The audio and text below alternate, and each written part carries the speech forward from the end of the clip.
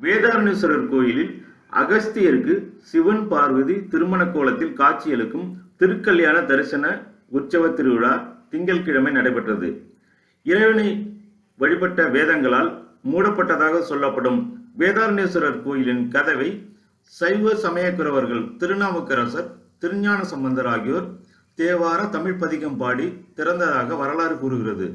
இங்குள்ள அகஸ்தியம்பள்ளியில் தங்கிய அகஸ்திய முனிவர் இறைவனை வழிபட்ட போது சிவன் பார்வதி இருவரும் தம்பதி சகிதமாய் தோன்றி திருமண காட்சியில் அருளியதாக கோயில் வரலாறு கூறுகிறது.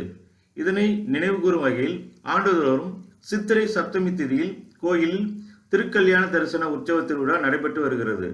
திங்கட்கிழமை நடைபெற்ற நிகழாண்டு விழாவில் சிறப்பு அபிஷேக ஆராதனை செய்யப்பட்டு சிவன் பார்வதி தம்பதி சமேதமாய் எழுந்தருளி இறைவன் திருமண கோலத்தில் காட்சியளித்தார்.